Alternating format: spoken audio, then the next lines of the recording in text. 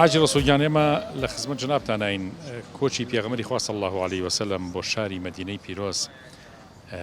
حادثێکی گەورەیە و ساڵی مێژوویی مسلمانانە. ئایا جناب لەسەر کۆچیە فەرموو؟ الحمد لله والصلاة والسلام على سيدنا محمد وعلى آله وصحبه وسلم. والله صالي كوتشي ورشخاني بو لسر ميجوي مرۆڤایەتی بەتایبەتی مسلمان چونکە ئەو کۆچکردنی پێغەمبەری خوا صلی الله علیه وسلم لە شاری مەککە بۆ مەدینە بۆ وەچرخانی مێژووی لە سەر تاسەری مرۆڤایەتیە و ئێمەش وەکو مسلمانان وەکو باسی مسلمان پێویستە کۆچکە لە گوناحەوە بۆ چاکە، کۆچکە لە شتێکی خراپەوە بۆ چاکە، کۆچ هەر ئەو کۆچەنێک کە پێغەمبەر صلی الله علیه وسلم کردی کۆمەڵێک کۆچکە هەیە پێویستە مسلمانان بەردەوام لە کۆچکردن هابن. ئەگەر دەری سەحابەکان بە کۆچکردن ژیانیان گۆڕا واجبە لەسەر ئێمەش ئەو کۆچە بێ بە دەرسێک و بێ بە عیبرەتێک بۆ ئێمە دەرسی لێوەرگرین. چ بە سەرهاتێک لە کۆچە سەرنجی تۆ زۆر ڕاکێشێ، ینی چیرۆکەکە دوور و درێژە باسی کۆچ، چ شتێکی زۆر سەرنج ڕاکێشە گە بڕۆمان باس کرد؟ وەڵاهی من باسی ئەو بەس یەک شتی بیلالی حەبەشیم لایەدا ڕزا و ڕەحمەتی خوای لێبێ کاتێک کە پێغەمبەری خوا صلی الله علیه وسلم وەفات دەکا ئیتر شاری مەدینە بەجێهێڵێ ناتوانێت لێوە بمێنێتەوە، ماوەیەکی زۆرەشێت دەرەوەی شاری مەدینە ئەژی شەوێکیان لە خەویا بیلال ڕزا و ڕەحمەتی خوای لێبێ پێغەمبەر پێی فەرمێ ئەی بیلال بۆ بێڕەحم بووی بۆ سرم لێنایی، ئەوجا فەرمێ ئەی خۆشەویستی خوا تۆ لەکوێی تا سەرت لێ بم؟ فەرمێ لە شارەکەی خۆم. ئیتر بیلال ڕزا و ڕەحمەتی خوای لێبێ یە بۆ شاری مەدینە کاتێک ئەیە بۆ ئەوێ نزیکی بانگی نیوەڕۆ بێ پێم وایە فەرمێ عمەری کوڕی خەتاب ڕزا و ڕەحمەتی خوای لێبێ ئەگەر پێم وایە ئەو داوای لێکا بانگ فەرمێ، کاتێک کە بانگە فەرمێ ئەگاتە ئەشهەدو ئەنە محەممەد ڕەسوول الله ئیتر ڕێگە بورێتەوە ناتوانانی بێڵێ. ئیتر سەحابەکان وازانن پێغەمبەری خوا صلی الله علیه وسلم زیینوو بۆتەوە، ئەوەندە کاریگەری ئەوەندە تەسیراتی خۆشەویستی پێغەمبەری خوا صلی الله علیه وسلم لەدڵی سەحابەکان هەبوو بۆیە ژیانیان گۆڕا. ولا کۆچیشا کۆمەڵێک شتی کەمان هەیە بۆ ئافرەتێک دەورێکی باڵای بینی ئەسمای کچی ئەبوبەکر ڕزا و ڕەحمەتی خوای لێبێنێ شوانەکەی دەوری باڵای بینی لەم کۆچەیە کەواتە کۆچەکە هەروە ئاسان نییە، شتێکی گەورەیە ساخوای گەورە بکاتە مای خێر ئەو کەسی کەوا کۆچەکە لە گوناحەوە بۆ چاکە بەردەوام بێ. پێغەمبەری خوا صلی الله عليه وسلم کە کۆچی کرد بۆ مەدینە بەڵام نەگەڕایەوە بۆ مەککە لەناو سەحابەکانی مەدینەیە مایەوە و لەناو ئەوانی شاوەفاتی کرد. ئەمە چه هەڵوێستێکی گەورە و جوان و وەفاداری ڕەسوول اللهمان پێگەی صلی الله عليه وسلم. ئەمە بۆ چوونی من ئەو پەڕی وەفاداری پێغەمبەری خوا صلی الله عليه وسلم بۆ یارانی، چونکە فەرمووی من تازە ناچمەوە بۆ شاری مەککە لەوێ ناژم چونکە ئێوە لەگەڵ منان لە ناڕەحەتی و لە خۆشی منابوون من وەفایەک بۆ ئەوە لەگەڵ ئێوە ئاژیم. ئەو پەڕی وەفاداری پێغەمبەری خوا صلی الله علیه وسلم کە بەڕاستی وەفاداری پێغەمبەری خوا صلی الله علیه وسلم زۆر سنووری نەبووە، تەنانەت ئەفەرمێ کاتێکەوە خوشکی خەدیجە یا ڕەفیقی خەدیجە کاتێک کە پێغەمبەری صلی الله علیه وسلم قوربانی کرد بەش ئەوی دانا ئەی ئەمە خوشکی ئەوە زۆر وەفادار بوو. ئینشەڵڵا ئێمەش چای دەبکەین. حاج ڕەسوول ئەگەر پێغەمبەری خوا صلی الله عليه وسلم لە خەوا بە خزمەتی بگەی یاخود هەر بەڕاستی بە خزمەتی پێغەمبەری خوا بگەی صلی الله عليه وسلم چ شتێکی عەرزەکەی چ شکاتێکی خۆتی لاکەی چ شکاتێکی ئومەتی ئیسلامی لاکەی چی پێڵێ ئەو مفاجئەیە چییە کە تۆ توش دەبێت کاتێ بە خزمەتی پێغەمبەری خوا صلی الله علیه وسلم بکەی صلی الله عليه وسلم. یەک داواکارم لە خۆشەویستەکەمانەوەی تەنها شفاعەتمان بۆ بکە مام بگەین لە حەوزی کەوسەر بەدەستی ئاو خۆین و ڕەزامەندی خۆمان بەوە نسیم بکە.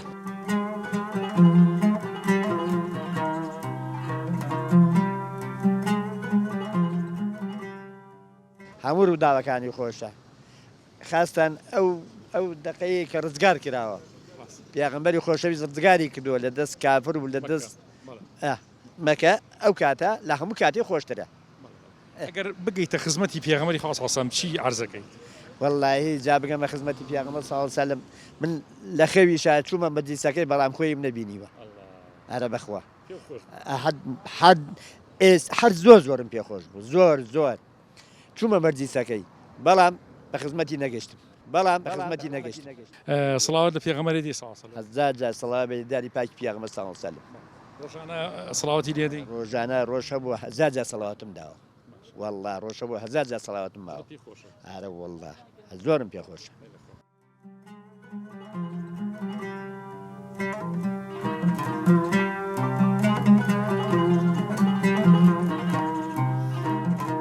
ماوەسا عەبدوڵڵاگیان ئێمە لە سەری ساڵی کۆچی و کۆچی پێغەمبەری خوا صلی الله علیه و سلم بۆ شاری مەدینەی پیرۆز کە ڕووداوێکی مێژوویە بە نسبەت مسلمانان و ساڵی مسلمانان بە ئەو مێژوو دەست پێکە کە کۆچی پێغەمبەری خوا صلی الله علیه و سلم بۆ شاری مەدینە بووە. جەنابەت لەم یادە پیرۆزەیە چیە فەرمووی؟ بسم الله الرحمن الرحیم. پێشەکی بە خێراتنتانەکەم. وەکو معلومی جەنابتانە سەری ساڵی کۆچی مێژووی دروستبوونی دەوڵەتی ئیسلامی بوو. مێژوویەک بوو وەرچەرخانێکی مێژووی دروست کرد لە دارولکوفرەوە بۆ دارولئیسلام. مێژوویەک بوو کە هیجرەتی ئینسانەکان بوو لە هەم لە هیزرەوە، هەم لە ڕووی جەستەییەوە، هەم لە ڕووی بۆچوونەوە، لە ڕووی فکر و عەقیدەوە لە کوفرەوە بۆ ئیسلام، بۆ مسلمان بوون، بۆ ژیان و واتابوونی ژیان. لە کۆچ زۆر پند و ئامۆژگاری تایە. یەکێک لەو پند و ئامۆژگاریانە ئەوەیە کە ئەو هەموو ناڕەحەتیە کە بەسەر پێغەمبەری خوا صلی الله علیه و سلم لە مەدینە لە مەکە کە هات، بەرامبەر بە خزم و کەسوکارەکانی بەرامبەریان زۆر ناڕەحەتیان بەرامبەر بکرد، بەڵام پێغەمبەری خوا صلی الله علیه و سلم هیچ کاردانەوەیکی خراپی بەرامبەر بە خزمەکانی نەبوو. زۆر نەرمونیان بوو لەگەڵیانە، بە حەکیمانە لەگەڵیانە ئەجوڵایەوە. ئەمە یەکێکە لەو دەرسانەی کە ئێمە فێرەکە، پەروەردەمانەکە کە ئێمە حەکیمین لەگەڵ نەیارەکانمانە، زۆر بە حەکیمانە لەگەڵیانە بجوڵێنەوە. ڕۆژێک لە ڕۆژان دڵنیا بە ئەوان ڕوویان ئەکەنە ئێمە و یەن چۆکدا ئەدەنە بەردەممانە. بۆیە ئەمە یەکێک بوو لەو دەرسانە. یەکێکی تر لەو دەرسانە ئەوە بوو کە پێغەمبەری خوا صلی الله علیه و سلم زۆر لە دۆست و نەیارانی کرد بە دۆستی خۆی، خەڵکانی تری کرد بە دۆستی خۆی. ئەوە بوو لە پەیمانی عەقەبەیە کۆمەڵێک لەو حاجیانە کە هاتن بۆ مەکە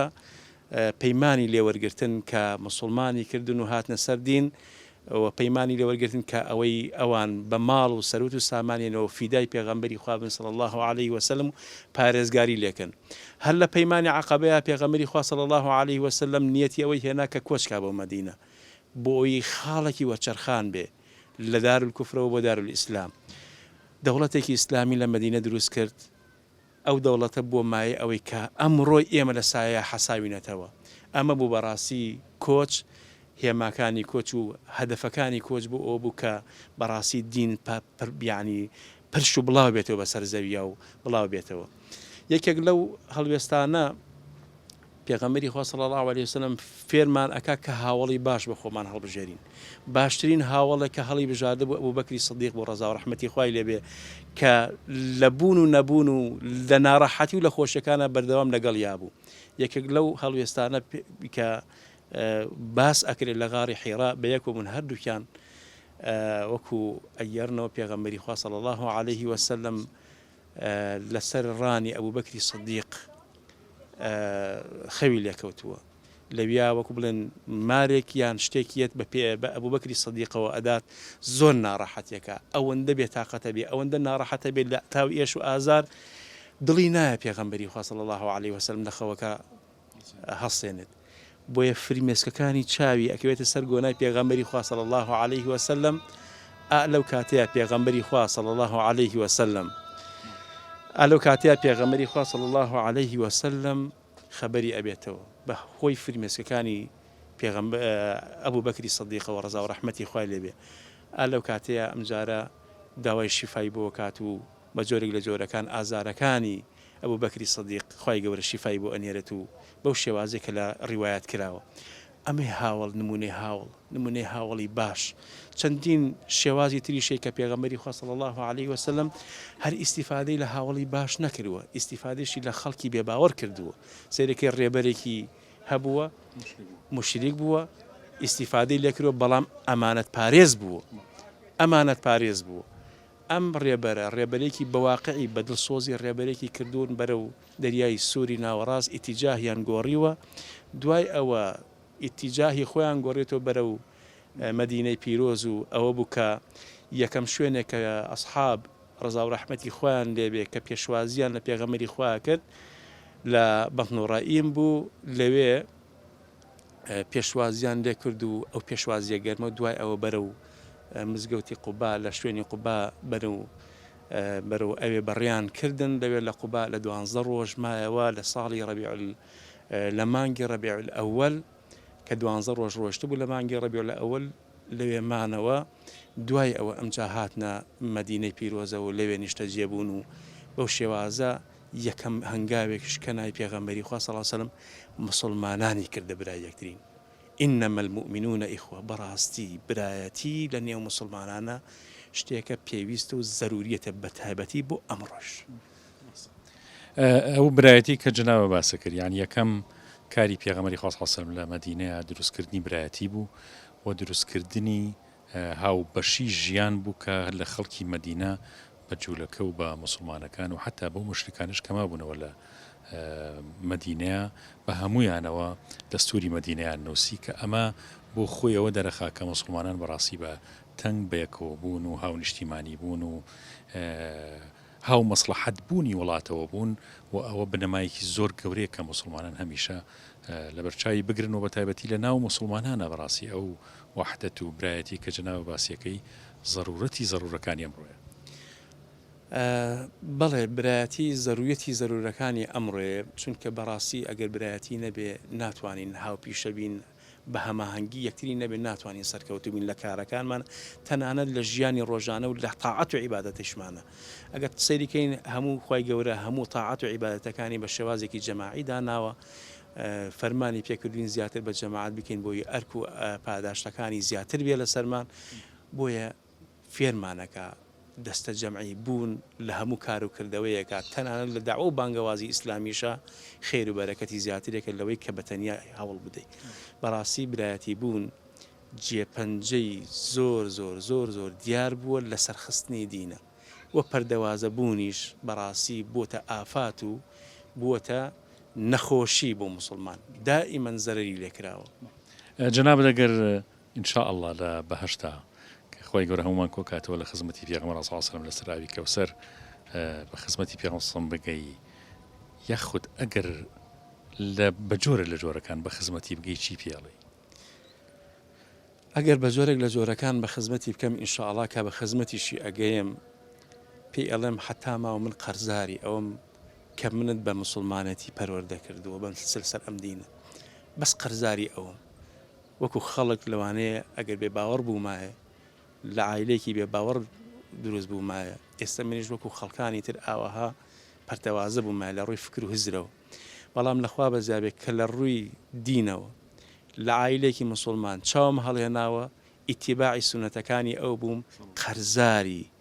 حتا ماوم قەرزاری پێغەمبەری خۆم صلی الله عليه وسلم چونکە ئەگەر ئەو نەبووە ئێمەش بەڕاستی خۆی ئەیزانی ئێمەش چ جۆرە بەشەدێک بووینایە زۆر خۆشەوە هەر زۆر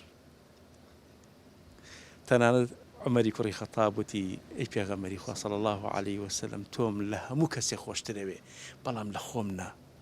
پێغەمبەری خوا فەرمووی عومەر ئێشتا وەکنێ ئیمانت دانەمەزراوە فەرمووی ئەی پێغەمبەری خوا ئایسر لە خۆشم خۆشترەوێت فەرمی ئالعانە عومەر ئالعانە یعنی ئێستا تۆ ئیمانت دامەزراوە بەڕاستی ئەبێ لە هەموو کەسێکمان خۆشتری بە تایبەتی لە نەفسی خۆشمان بە چ شتێک ئینسان نەگاتە خۆشەویستی پێ سەلام بە قورئان بە زیکری خوا بە سونەتەکان بە چ شتێک یعنی زۆر بە نوێشکردن تاعەت و عیبادەتەکان زۆر ئەتگەیەنێتە لیقا زۆر ئەتگەیەنێتە خزمەتی پێغەمبەری خوا خۆشەویستی بە تایبەتی صلی الله عليه وسلم بەڵام یەکێک لەو شتانە کە من زۆر ئیسفادەم لێ کردووە بەڕاستی سڵاواتدان شوێنی خۆی هەیە کاریگەری خۆی هەیە بەڕاستی ئەتوانم بڵێم گەورەیی و فەزلی سڵاوات بەسەر هەموو زیکرەکانی ترا هەیەتی یعنی خۆی پێغەمبەری خوا صلی الله عليه وسلم زۆر باسی سڵاواتەکە حتا فەرمێ کەفارەتی گوناحەکانتانە کە کاتێک گوناحێکەکەی پێغەمبەری خوا صلی الله عليه وسلم فەرمێ ئیتبعی السەیئەتە حەسەنە تەمحوها بۆی بیسڕێتەوە ئەفەرمێ باشترین کردارێکی و چاکەیەکیش کە بیکەی بۆ ئەوەی بیسڕێتەوە سڵاواتێک لێ بدە کردارەکە دەسڕێتەوە خەموو خەفەتیش لا بە خەموو خەفەتیش لا بە بەڵێ چەندین نەسمانەی لەسەر ئەوە مامۆستا عەبدوڵڵا گەر شتێکت مابێ مە زۆر خۆشحاڵ یەخوا سەلامەتی و قوربان لەبیت کۆتاییدا ئەڵێم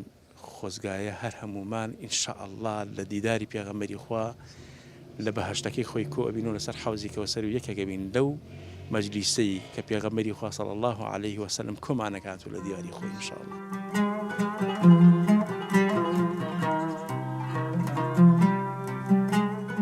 طبعا گەورەترین ڕوودا و حەدەث لە مێژووی ئیسلامە کە ڕوویە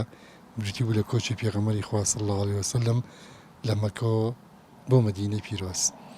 تاوان ئەم کۆچە لەسەر داوای خوای گەورە بوو کە تەکلیفی لە پێغەمبەری خوا کۆچ بکەن.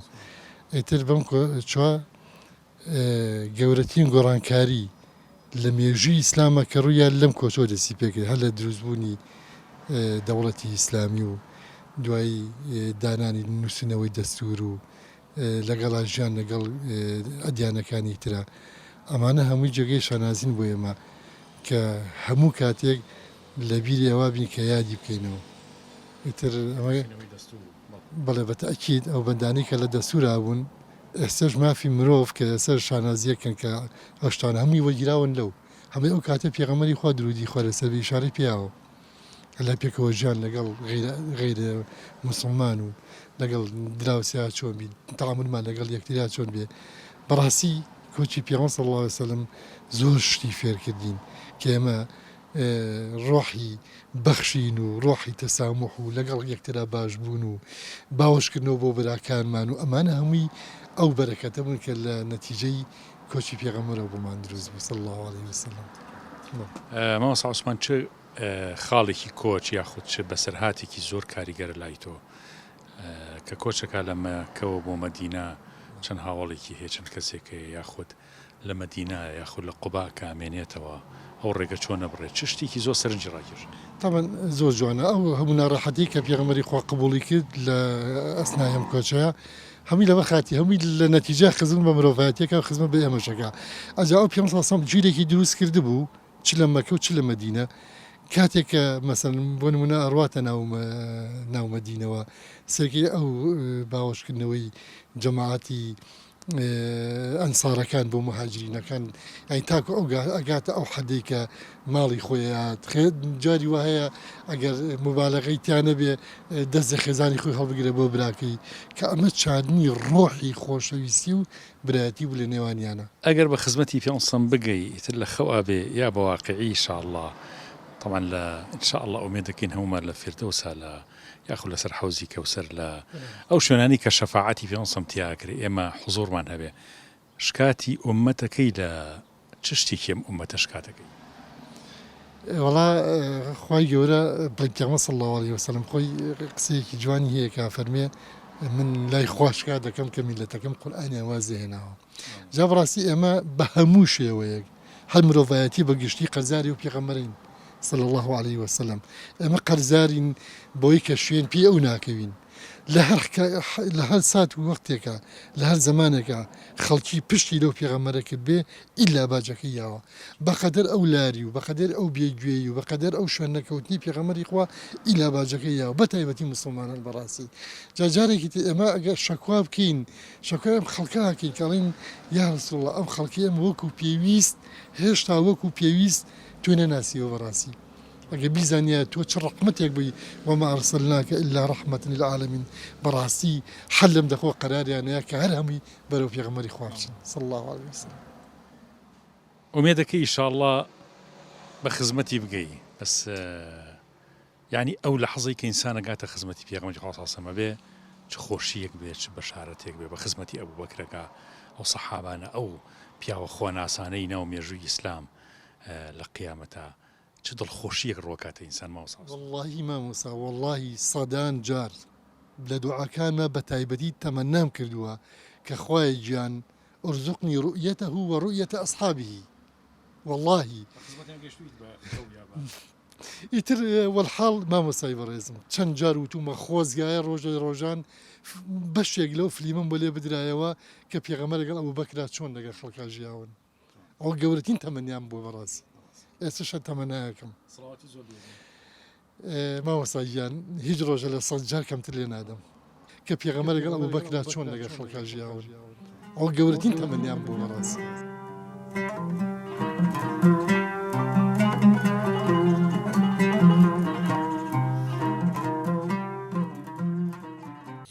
کۆچی پێغەمبەر جەلەسێکە بۆ هەموو شوێنکەوتوانی ڕەسوول الله کە ئەوسا ئاگادار بن ئەو تاوانانەی کە کردوتانە ئەبێ کۆچیان لێ بکەن و وازیان لێ بێنن ئەگەر کۆچ نەکەن لە تاوانەکانتان ئەو کاتە پێغەمبەر کۆچتان لێەکە پێغەمبەریش کۆچی لێکردین ئیتر ئێمە بێکەس ئەبێنینەوە ئینسانی بێکەسیش گوڕێی خوا لەبەرەوە هەر جۆرێکمان کردووێ ئەبێ ئێمە خۆمان ڕێک خەینەوە لەگەڵ پێغەمبەرە صلی الله عليه وسلم ئاسی گەینەوە بە تایبەت سەڵاواتی زۆری لەسەر بین بە تایبەت سەڵاواتی زۆری لەسەر ڕەسوول الله بدەین ئینشاء الله خوا توێژ موفەقکە قوربانگیان خۆ ڕزاوات و یاخوام ئێستا لە حاڵی ئەم ئومەتە بڵێ عاجز نەبێ مامۆستا پێغەمبەری خوا صلی الله علیه وسلم وەڵی ئێمە ناتوانین بڵێن پێغەمبەر عاجز پێغەمبەران مانوو نین پێغەمبەران نەمانوون ئێمەین مانووین ئێمە هەولە گوناحمان کردووە مانوو بووین بەڵام پێغەمبەران مانوو نابن بۆ پێغەمبەران دائما لە حاڵەتی ئەمانن چۆن یەکێک لە ئومەتی پێغەمبەر بێتەوە وەک دیوە ئێوە نین کە پێغەمبەران مانوو بن ناڕەحەت بن بێتاقەتن یەکێک لە ئومەتی ئەبینن کە گوناهی کردووە چوو بەو دیوە زۆر بێتاقەت دەبن لێی بەڵام ئەمە نییە کە عاجز بن و بڕۆن بەو لاوە ناوانە خوا ڕەحمان پێ بکە مامۆستاگیان ئێمە کە هاتوینتە خزمەت ئینشاء الله خوای گەورە ئەیکا بە ئەجر و پاداشتی گەورە بۆ جەنابەت ئەم ناڕەحەتی و ئەم هیلاکەت و نەخۆشیە و ئینشاء الله خوای گەورە شیفات بۆ نێرێ نەخۆشی جەستە مانووەکە ئەی ڕۆح بەرزەکاتەوە قوربانەوە جەنابەت سەر ناو ئەو نەخۆشی ئاژی والله نەخۆشی بۆ ئومەتی پێغەمبەر فەزیلەتە بۆ ئومەتی پێغەمبەر بەرزبوونەوەیە بۆ ئومەتی پێغەمبەر پایەیە ڕۆژ بە ڕۆژ ئەڕاتە پێشەوە بەڵام مهم ئەوەیە لە ئینسحاب نەکەوێتە خوارەوە نەکەوێتە خوار چونکی کەوتنە خوارەوە دەرس وەرنەگرتن کارێکی خراپە ومێدم هەیە بتوانین دەرس لە مەسیلەکانمان وەرگرین انشاءالله بإذن نامێ زیاتر هیلاکەکەم قوربانگیان خۆی گەورە جەزاوات و ئینشاء الله بەڵام زۆرن ئەوانەی کە ئێستا نەخۆشن لەسەر جێگان یا زۆر وەزعیان خراپە ئامۆژگاریەکی جەنابەت ڕەنگە زۆر گەورە بێ بۆ ئەوان چکە تۆ جنابیشە مبتەلای بە نەخۆشیەک و بە بێتاقەتی و تەنگانەفەسیەک یعنی ئەو ئامۆژگاری جنابتان بە سەبرگرتنیان چییە هەرچەند هیلاکی زۆر داوای لەبوردنەکەی من داواکارم گەورەترین عیبادەت بریتیە لە سەبر داواکارم هەموو کەسێک لە ئومەتی پێغەمبەر عەلەیهی السەڵاتو وەسسەلام وەکو چۆن ئەڕواتە ئەم سەیدەلی و ئەو سەیدەلیە دەرمان پێیاکا بۆ ئەوەی کە شیفایەکی بۆ بێ شتێکی بۆ بێ ئەبێ هەوڵیش بە هەوڵ بە ئەم دیوە بکا بۆ ئەوەی سەبر و ئارامی هەبێ خۆی ڕاگرێ